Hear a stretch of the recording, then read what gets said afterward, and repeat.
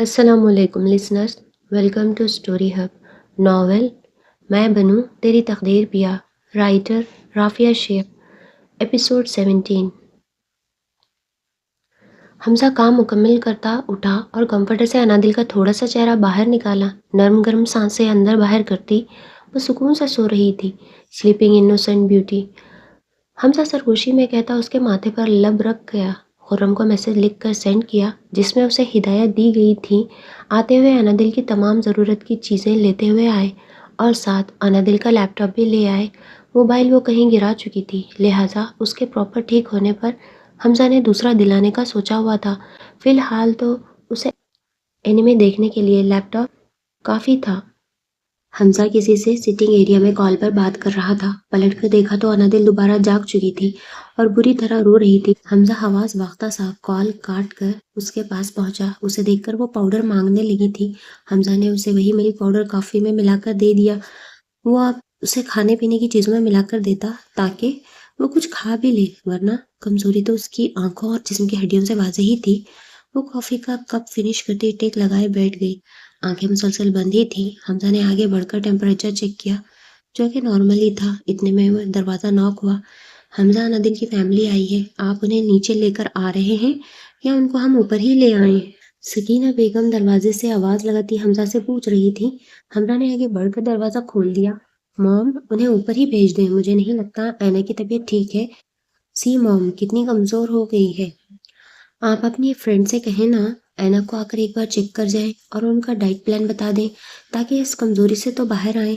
حمزہ پریشان سا کہتا سامنے نیم دراز سی انادل کو دکھاتے ہوئے کہنے لگا، میرا بیٹا، وہ ٹھیک ہو جائیں گی، فکر نہیں کرے۔ جن کے پاس آپ جیسے کیئرنگ سے انسان ہو وہ بھی بھلا لمبے عرصے تک بیمار رہ سکتے ہیں۔ میں کال کر کے بلوا لیتی ہوں ہما کو، وہ ابھی آ کر دیکھ لیں گی انادل کو۔ وہ کہتے ہوئے حمزہ کے چہرے پر ہاتھ پھیرتی تسلی دیتی مڑنے ہی لگی تھی۔ حمزہ نے انہیں پکارا، موم، انادل ابھی کسی کو پہچان نہیں رہی ہے، وہ صرف ابھی ایک چیز کو جانتی ہے، وہ ہے ڈرگ۔ اس کے علاوہ اس کے دماغ میں کوئی چیز، کوئی رشتہ یاد نہیں ہے۔ آپ سے گزارش ہے اینا کے دماغ پر زور نہیں ڈلوائیے گا۔ میں باہر ہوں، آپ انادل کے ساتھ رہیے گا، کچھ دیر تک آتا ہوں، آفس سے ضروری فائلز لانی ہے، مجھے خود ہی جانا ہوگا، 1 منٹ کے لیے بھی اکیلے نہیں چھوڑیے گا موم۔ وہ ان کا ہاتھ تھامے التجائیہ کہہ رہا تھا۔ انہیں اپنے بیٹے پر ٹوٹ کر پیار آیا، بھلا انادل اتنی کیئر کے بعد جلدی ریکور کیسے نہ ہوتی۔ آپ بے فکر ہو کر اپنے کام کریں، ہم ہیں نا۔ انہوں نے اس کی شانوں پر ہاتھ رکھ کر کہا تو سر ہلا کر ان کا ہاتھ چوم گیا۔ تھینکس موم۔ اس کے کہنے پر انہوں نے خفگی سے اپنے بیٹے کو دیکھا تو ہنسنے لگا۔ حمزہ انادل کی فیملی کو سلام کرتا باہر نکل گیا۔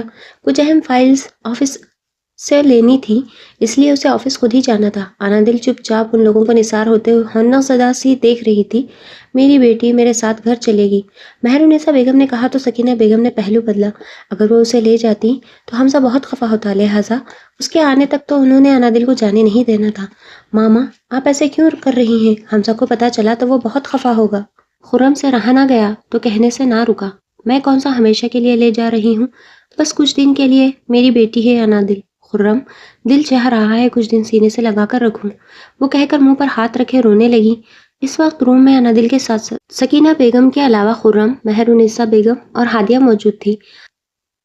ازجد صاحب وجاہت صاحب سے باتوں میں نیچے لاؤنج میں مصروف تھے، لیکن حمزہ کی اجازت کے بنا آپ نہیں لے جا سکتی ہیں انادل کو، انہیں معلوم ہوا تو ہم سے بلا وجہ ہی خفا ہوگا، سکینہ بیگم نے سنجیدگی سے کہا اور انادل کو خود سے چپکا لیا۔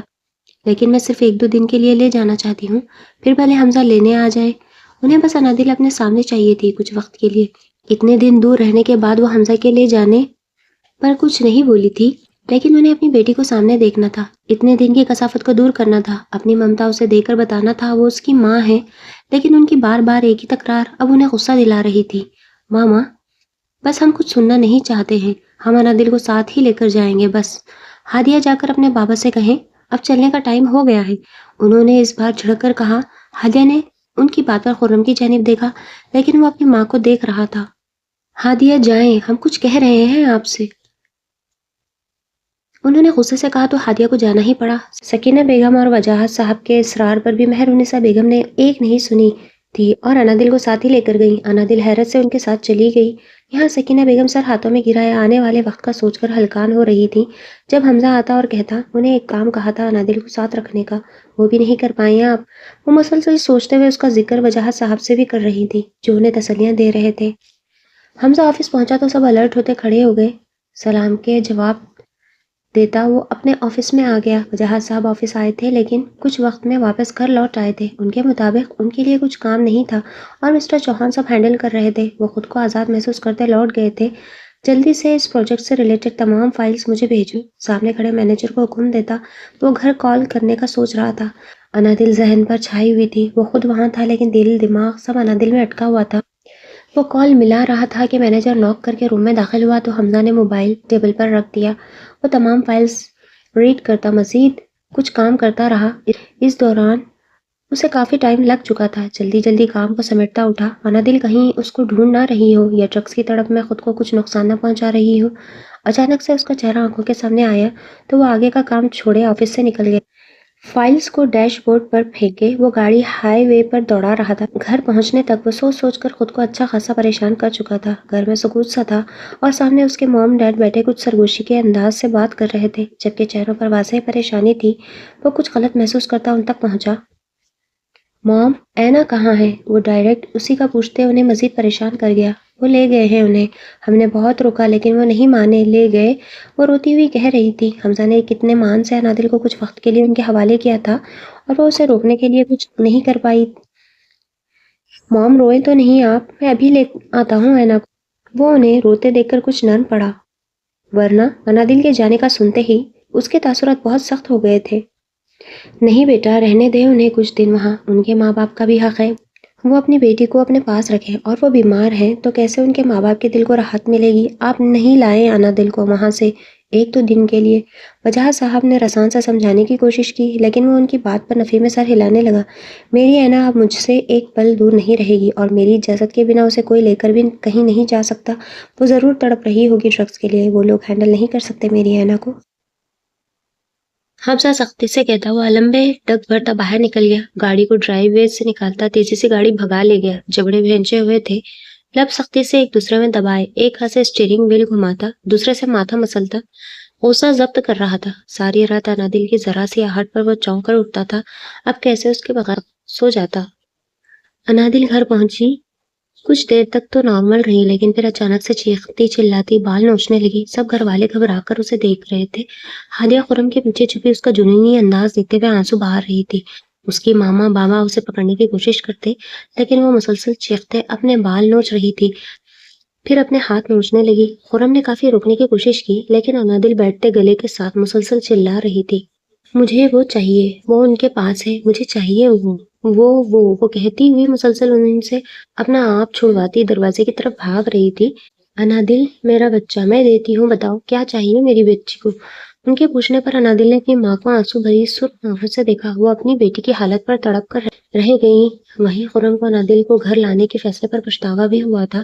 وہ وہاں ٹھیک سے بول نہیں رہی تھی تو کیا تھا، اپنا حال بے حال تو نہیں کر رہی تھی۔ وہ سب اسے روکتے رہے لیکن انادل بنا کچھ سنے اپنے آپ کو خراشیں پہنچانے سے باز نہیں آئی۔ اینا، حمزہ نے اسے بکھری ہوئی حالت میں دیکھا تو تڑپ لیے اسے پکار اٹھا۔ اس کی پکار پر انادل نے اس کی جانب دیکھا۔ اسے صرف پکار سنائی دی تھی جو مسلسل وہ چند گھنٹوں سے سنتی ہوئی آ رہی تھی، اور حمزہ کو دیکھ کر انادل ڈرگس کیا طلب لیے اس کے سینے سے جا لگی۔ وہ اس کی گرد اپنے بازو پھیلاتا انادل کے ہچکولے کھاتے وجود کو خود میں سمیٹ گیا۔ کیا ہوا ہے میری اینا کو؟ کیوں خود کو تکلیف دیتی ہو یار؟ اگر دینی ہے تو مجھے دے دو۔ وہ اس کے ہاتھوں کو دیکھتا خود بھی اذیت کا شکار تھا۔ انادل کے بال ٹھیک کرتا وہ اس کا ہاتھ تھامے باہر کی جانب بڑھ گیا۔ گھر چل کر تمہیں دوا دیتا ہوں، کیا تمہیں بھوک لگی ہے؟ وہ اسے خود سے لگا اس کے گرد اپنے ہاتھ پھیلائے ساتھ لیے دروازے سے گم ہو گیا۔ لیکن یہاں کسی نے نہیں روکا تھا، آخر کیسے روکتے؟ انادل خود اس کی جانب بھاگی تھی۔ اسے دیکھ کر اس کے چہرے پر سکون سا پھیلا تھا، سب واضح ہو چکا تھا۔ اب انادل بھی حمزہ کے بغیر نہیں رہ سکتی تھی، بھلے ہی اسے حمزہ سے لالچ تھا۔ سب گھر والے نم آنکھوں سے ان دونوں کو دیکھ رہے تھے۔ حمزہ نے انادل کے علاوہ کسی کو نہیں دیکھا تھا۔ مہرنسا بیگم سمجھ چکی تھی اور بہت کچھ واضح بھی دکھائی دے گیا تھا۔ حمزہ ان کی بیمار بیٹی کو کیسے ہاتھ کا چھالا بنا کر رکھ رہا تھا۔ انہوں نے انادل کو گھر لا کر غلط کیا تھا۔ میسم، ہم کب جائیں گے اس جگہ سے؟ یہاں تو سانس لینا محال ہے، ایسا لگتا ہے جیسے ہر طرف دوائیں پھیلی ہیں، اور میں دوائی پر ریسرچ کر رہی ہوں۔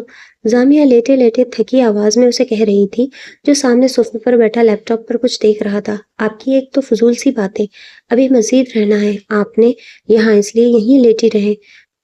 اس کے لفٹ بازو پر سپورٹ بیلٹ لگی تھی تاکہ وہ ہلا نہ سکے۔ مسلسل ڈاکٹرز کی تنبیہ پر بھی وہ چلبلی بیٹھنے کا نام نہیں لے رہی تھی، اس لیے ڈاکٹرز نے اس کے ہاتھ پر سپورٹ بیلٹ لگا کر بند کر دیا تھا۔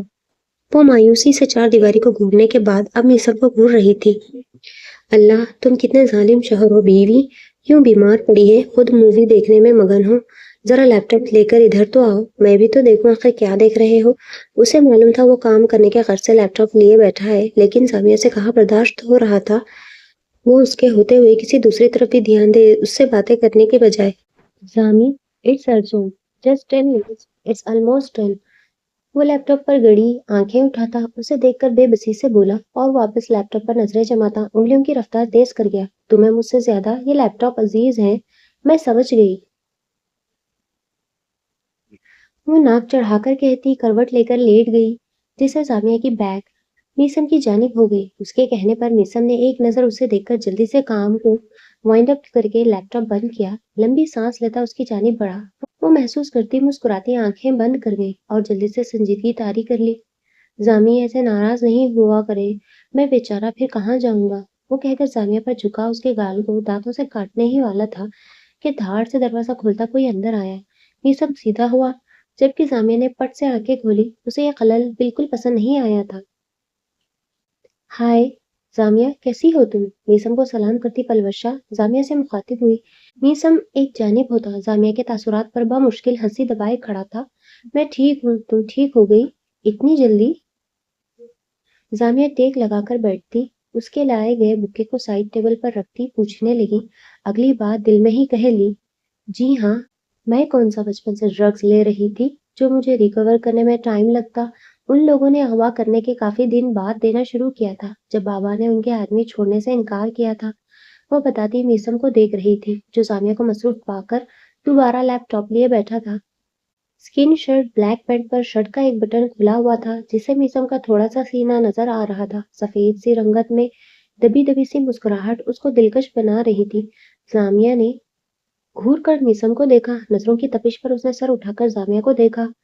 وہ سرد تاثر سے اسے گھور رہی تھی اور پلوشا نرم تاثر سے دیکھتی زامیہ کو جھلسا رہی تھی۔ اگر میرے شوہر کی تصویر اپنی آنکھوں میں قید کر لی ہے تو جس کی عیادت کے لیے آئی ہو اس سے باتیں کر لو، ورنہ تم نے میرا حال تو دیکھ ہی لیا ہے۔ زامیہ بنا کوئی لحاظ کیے اسے بہت کچھ جتا گئی تھی کہ وہ اندھی نہیں ہے۔ میسم اپنا خیخہ روکنے کے چکر میں منہ پر ہاتھ رکھے سرخ ہو رہا تھا، جبکہ شوق سی نظریں زامیہ کے جلے بھنے انداز کو دیکھ رہی تھی۔ کیا تھی وہ محبت کا انکار کرتی محبت جتا جاتی تھی۔ اوکے، میں چلتی ہوں، دوستوں کے ساتھ پارٹی ارینج کی ہے، وہ اتنے ڈائریکٹ وار پر دھواں ہوتے چہرے کے ساتھ اٹھتے ہوئے بولی تو زامیہ نے سکون کی سانس لی، جبکہ میسم کو زامیہ کا انداز مزید دیکھنے کی چاہت تھی۔ اس کے جانے سے ختم ہو جانا تھا، اس لیے اسے رکنے کا کہہ گیا۔ ابھی تو آئی ہیں آپ، اتنی جلدی جا رہی ہیں، بیٹھ جائیں، میسم نے زامیہ کو دیکھتے ہوئے اسے کہا تو پلوشا خوش ہو گئی، جبکہ زامیہ کی نظریں پلوشا کے خوش ہوتے چہرے کی جانب تھی۔ میں مزید رک جاتی، لیکن پارٹی میں جانا ہے، آپ آئیے گا نا، گھر بابا بھی آپ کو یاد کر رہے تھے۔ وہ رک جاتی، لیکن وہ پہلے ہی پارٹی کا کہہ چکی تھی، اس لیے اسے رکنا مناسب نہیں لگا۔ جی آؤں گا اپنی مسز کے ساتھ، برائے مہربانی دیکھ کر آنا جانا، کہیں پھر کہیں مجھے تمہیں چھڑوانے کے لیے نہ آنا پڑے، ویسے بھی میرا بازو اب فی الحال کام کا نہیں ہے۔ زامیہ اسے باتوں میں لپٹے طنز سے بہت کچھ باور کروا چکی تھی۔ میسم کی بات کو نظر انداز کیے زامیہ نے فوراً سے بدلا لیا تھا۔ جی بہتر، وہ کہہ کر پاؤں پٹکتی باہر نکل گئی۔ پیچھے میسم کا رکا ہوا خیخہ آزاد ہوا تو زامیہ اس کے مسلسل بلند آواز سے ہنسنے پر اسے گھورنے لگی۔ میری جھلی سی بیوی، میسم نے کہہ کر اس کے گال کھینچے، اپنا ہیرو والا لک ہر کسی کے سامنے نہیں آن کر لیا کرو۔ زامیہ اس کی شرٹ کے نیک بٹن کو اوپن دیکھ کر تڑک کر بولتی رخ پھر گئی۔ وہ پہلے چونکا، پھر اپنے گریبان کے بٹن دیکھتا مسلسل ہنسنے لگا۔ کبھی کبھار بالکل چھوٹی سی بچی لگتی ہیں آپ، دل چاہتا ہے کہیں چھپا لوں۔ میسم کہتا اس کے برابر میں ہی دراز ہو گیا۔ وہ کافی تھک چکا تھا، لیکن زامیہ کی باتوں اور حرکتوں نے اس کو فریش سا کر دیا تھا۔ وہ زامیہ کو باتیں کرنے کے لیے اکسانے لگا، جبکہ وہ نو رسپانس کا بورڈ لگائے سوتی بن گئی۔ ہادیہ، یہ ایڈمیشن فارم ہے، لیکن اس کے لیے مجھے تمہارے تمام ڈاکیومنٹس چاہیے۔ تمہارا ایڈمیشن کروا رہا ہوں کالج میں۔ وہ رات میں ڈنر کے بعد فارم لیے بیٹھا اسے دکھاتے ہوئے پوچھ رہا تھا، کیا میں آگے پڑھوں گی؟ وہ جوش سے پوچھتی ہوئی اس سے فارم لے کر دیکھنے لگی کہ اس کی بات میں کتنی صداقت ہے۔ جی ہاں، تمہارا ایڈ ہو جائے گا، لیکن اس کے لیے مجھے ضروری کاغذات چاہیے تاکہ میں فارم کی ریکوائرمنٹ پوری کر سکوں۔ وہ کہتا اس کے خوشی سے جھل ملاتے چہرے کو دیکھنے لگا، پھر اچانک ہنس پڑا۔ کیوں ہنس رہے ہیں آپ؟ ہادیہ نے چونک کر پوچھا۔ مجھے انادل یاد آ گئی۔ اف، جب ایڈمیشن کی بات کرو یا فارم دکھاؤ بچوں کی طرح رونے لگتی تھی۔ امیمہ اتنا سمجھاتی تھی، پھر بھی انادل نے آگے سے نو کو یس میں نہیں بدلنا ہوتا تھا۔ اسکول سے لے کر اب تک انادل نے پڑھائی کے معاملے میں رونے کے ساتھ ساتھ ہمیں بھی رلایا ہے۔ اتنی ضدی وہ کسی معاملے میں نہیں ہے جتنی پڑھائی میں، جبکہ وہ پڑھائی میں اچھی تھی پھر بھی اسے نہیں پڑھنا ہوتا تھا۔ خرم ہنستے ہوئے ہادیہ کو انادل کی حرکتیں بتا رہا تھا۔ وہ حیرت سے سن رہی تھی۔ جب اچھا پڑھتی تھی تو پڑھائی سے کیوں بھاگتی تھی؟ کیونکہ اسے لوگوں میں جانے سے ڈر لگتا تھا۔ اسے گھر میں رہنا پسند ہے، بجائے کچھ کرنے یا کہیں جانے کے۔ ہم زبردستی لے کر جاتے ہیں، لیکن وہ ہمیشہ بیمار پڑ جاتی ہے۔ آنکھیں تو تم دیکھ ہی چکی ہو۔ اس کے ساتھ اور بھی پرابلمس ہے، لیکن اب مجھے لگتا ہے حمدہ اسے ہینڈل کر کے جلدی صحت یاب کر دے گا۔ خرم کہتا ہوا واپس ہادیہ کی جانب متوجہ ہوا، جو اس بات میں سر ہلا رہی تھی۔ ڈاکیومنٹس کا کچھ کرو بھائی، وہ کہتا اس کی توجہ واپس اہم مسئلے کی جانب کر گیا۔ مامی کے گھر ہیں، لیکن میں نہیں جاؤں گی لینے، وہ کہتے ہوئے باقاعدہ روحانسی ہو گئی تھی، جیسے خرم ابھی اسے وہاں لے جائے گا۔ تم ایڈریس دے دو، میں خود لے آؤں گا، تمہیں تو میں کبھی وہاں نہ جانے دوں، وہ کہتے ہوئے ہاتھ پکڑتا پاس بٹھا گیا۔ وہ تھوڑی ریلیکس ہوتی فارم کو دیکھنے لگی تھی۔ اس کی کتنی خواہش تھی وہ بہت زیادہ پڑھے، اور شاید خرم اس کی یہ خواہش پوری کر دینے والا تھا۔ واپس آنکھوں میں نمی اترنے لگی تھی۔ نو ہادی، وہ اسے رونے کی تیاری کرتا دیکھ سمجھ کر سرزنش کر گیا، جبکہ وہ نم آنکھوں سے مسکراتی سر اس کے کندھے پر رکھ گئی۔ محسن صاحب کی شادی ان کے والد صاحب نے زبردستی ایک یتیم بچی سے کر دی تھی۔ محسن صاحب کے لاکھ انکار اور سخت رویے کے باوجود بھی ان کے والد صاحب نے اپنی پسند کی لڑکی سے شادی کر کے ہی چھوڑی۔ وہ لندن میں ایک لڑکی کو پسند کرتے تھے اور اسی سے ہی شادی کرنا چاہتے تھے، جس کا یہ نتیجہ نکلا کہ وہ اپنے والد صاحب سے تو بدظن ہوئے ہی، ساتھ اپنی شریک حیات کو طنز تانے دینے سے بھی باز نہ رہے۔ ماہم نور بہت سیدھی سادی طبیعت کی تھی اور اپنے شوہر کے ہر طانے کو صبر سے برداشت کر لیا کرتی تھی۔ محسن کے حساب سے ان کی شادی اونچے گھرانے کی ویل ایجوکیٹڈ لڑکی سے ہونے چاہیے تھی، اور جس کو وہ پسند کرتے تھے اس میں یہ سب کوالٹیز موجود تھیں۔ ماہم نور ٹھہری 10ویں پاس، بھلا اتنی کم تعلیم یافتہ سی لڑکی انہیں کہاں بھاتی؟ ان کے تانوں اور سخت رویے میں وقت گزرنے کے ساتھ کمی آنے کے بجائے مزید سختی آتی گئی۔ اسی دوران زامیہ اس دنیا میں آئی، لیکن بیٹی ہونے کے باوجود بھی محسن صاحب کا رویہ مزید بیزار اور متنفر ہو گیا۔ انہیں بیٹی کی چاہ تھی اور زامیہ کو گود میں اٹھانا تو دور، دیکھنا بھی گوارا نہیں کیا۔ ماہم نور کی دل جوئی کو زامیہ کے دادا ابو شاہ نواز چودھری تو ہمیشہ موجود رہتے تھے، زامیہ کو بے حد محبت سے پال رہے تھے۔ محسن اس دوران جب زامیہ محض 4 سال کی تھی، انہوں نے لندن جا کر دوسری شادی اپنی پسند کی لڑکی سے کر لی تھی۔ ماہم نور، جو ہمیشہ سے محسن صاحب کی جانب سے دل گرفتگی کا شکار رہتی تھی، ان پر ایک اور قیامت گزری، لیکن وقت نے انہیں اتنا مضبوط کر دیا تھا کہ وہ صرف زامیہ اور شاہ نواز چودھری کے گرد زندگی کو دیکھتی تھی۔ شاہ نواز چودھری کو ہمیشہ انہوں نے باپ کی جگہ دی تھی، وہیں انہوں نے بھی ماہم نور کو بیٹی سے بڑھ کر عزت محبت دی تھی، لیکن ان کی زندگی بہت تھوڑی تھی۔ ایک رات چپکے سے وہ اس دنیا سے گزر گئی تھی۔ زامیہ اس وقت 10 برس کی تھی۔ اس کے دادا ابو نے بہت مشکل سے سنبھالا تھا 10 سال کی بچی کو۔ محسن صرف تدفین کے لیے آئے تھے اور زامیہ نے جب اپنے باپ کو پہلی بار دیکھا تھا، لیکن اس کے دل میں محبت کے بجائے تکلیف اور غصہ نے لے لی تھی۔ محسن صاحب نے ایک بار سر پر ہاتھ رکھا اور دوسرے دن کی فلائٹ سے شاہ نواز صاحب کے لاکھ روکنے کے باوجود بھی کسی کی سنے بغیر جا چکے تھے۔ زامیہ نے اپنی ماں کو روتے ہوئے دیکھا تھا، اس کے بابا کے بارے میں پوچھنے پر خوف سے چہرہ پیلا پڑتے ہوئے دیکھا تھا۔ وہ جب نہیں سمجھ سکتی تھی یہ سب کیوں ہے، لیکن بہت جلد اس پر سب آشکار ہو چکا تھا۔ زامیہ نے دادا کے علاوہ صرف اپنی ماں کو دیکھا تھا۔ اسے مرد ذات سے ہی شدید قسم کی نفرت ہو گئی تھی۔ لیکن کچھ وقت بعد یہ نفرت اسے صرف اپنے بابا سے محسوس ہوتی تھی۔ دوسرے بچوں کے بابا کو جب وہ اتنے لاڑ پیار اٹھاتے ہوئے دیکھتی تھی، ایک رات اس نے بہت رونے کے بعد یہ سوچ لیا تھا کہ اب کبھی نہیں روئے گی اور ایسے کام کرے گی جس سے لوگ اسے نازک لڑکی کے علاوہ مضبوط لڑکی کے طور پر جانے۔ انٹر کے بعد دادا ابو کی لاکھ منتوں کے بعد سامیہ لندن اپنے باپ کے پاس چھٹیاں گزارنے کے لیے گئی تھی، اور اس نے وہاں اپنے سے 8 سالہ چھوٹے سوتیلے بھائی کو دیکھا تھا۔ وہ بہت موٹا تھا اور اس کے بابا اس کے اس قدر لاڑ اٹھاتے تھے کہ سامیہ کو رونا آتا تھا۔ جب وہ اتنے برس بعد گئی تو تب بھی اس کے باپ کا رویہ لیا دیا سا تھا، جبکہ سوتیلی ماں گرم جوشی سے ملی تھی۔ وہ بہت خوبصورت تھی، سامیہ کو وہ بہت پسند آئی تھی، لیکن یہ بات اسے مایوس کرتی تھی کہ اس کا سگا باپ بھی اس کی شکل نہیں دیکھتا تھا، نہ ہی بات کرتا تھا، اور اس کے بھائی کو گھنٹوں سینے سے لگائے بیٹھا رہتا تھا۔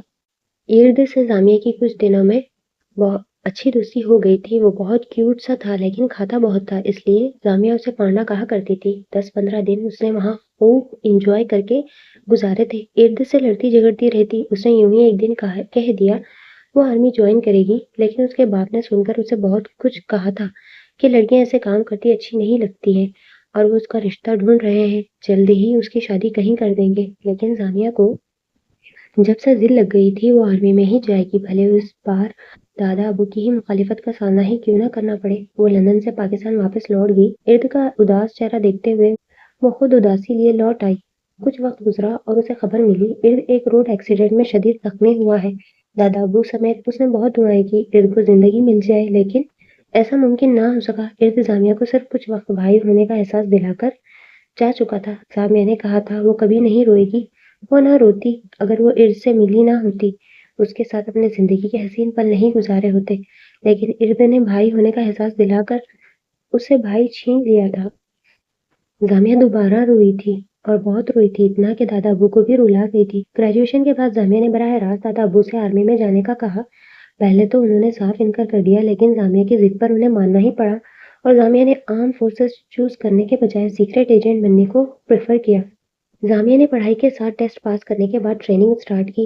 وہاں اس کے آفیسر اور ٹرینر سر میسن تھے، حد سے زیادہ سنجیدہ مزاج۔ سامیہ نے بہت ڈانٹ سنی تھی، لیکن ہر بار سن کر انسنی کر جاتی تھی۔ میسن نے جب سب اسٹوڈنٹس کا بیک گراؤنڈ چیک کیا تو اسے سامیہ کے ریلیٹیو میں صرف دادا ہی ملے۔ میسن نے سامیہ سے اس کے ماں باپ کا پوچھا تو اس کا واضح جواب تھا، مر گئے۔ وہ وقت کے ساتھ تلخ ہو گئی تھی۔ میسن نے اتنے اسٹوڈنٹس کی ٹریننگ کی تھی، لیکن سامیہ بہت مختلف تھی۔ میسن کی توجہ اپنی جانب کرواتی تھی، ہر ٹیسٹ میں سب سے آگے رہتی تھی، ایک جنون سا اس میں دکھائی دیتا تھا۔ میسن کے ماں باپ کی بچپن میں ڈیتھ ہو چکی تھی اور کوئی رشتہ دار بھی نہ تھا۔ کچھ ٹائم تک میسن نے سڑکوں پر زندگی گزاری۔ ایک رات بختیار خلجی کو وہ ایک سڑک پر ملا تو اسے اپنے ساتھ لے آئے اور اپنی ملازمہ سے اچھی پرورش کرنے کا کہتے ہوئے اسے اچھے اسکول میں پڑھانے لگے۔ میسن کو جب سمجھ بوجھ آئی تو وہ ہاسٹل شفٹ ہو گیا۔ بختیار خلجی نے بھی کوئی اعتراض نہیں اٹھایا، انہیں اس کی خودداری پسند آئی تھی۔ میسن نے انہیں آرمی میں دیکھ کر ان سے درخواست کی کہ وہ بھی انہیں آرمی میں بھیج دیں۔ انہوں نے میسن کی خواہش کا احترام کرتے ہوئے آرمی میں بھیج دیا۔ پھر وہاں سے میسن اسپیشل برانچ میں چلا گیا ٹریننگ لے کر۔ اب وہ ایک اچھی پوسٹ پر تھا۔ ہر بیچ کی ٹریننگ ٹف تھی، لیکن اس بار آئے بیچ میں کچھ نیا اور انوکھا تھا۔ وہ انوکھی چیز سامیہ تھی۔ اس کی صلاحیتوں کو دیکھتے ہوئے اسے میسن کی ٹیم کا حصہ بنا دیا گیا تھا۔ وہ سر کرتی نہیں تھکتی تھی اور میسن پر کچھ نئے جذبے آشکار ہوئے تھے۔ ڈائریکٹ جا کر سامیہ سے اس کا اظہار کیا تو سامیہ نے آؤ دیکھا نہ تاؤ منہ پر گھما کر رکھ دیا۔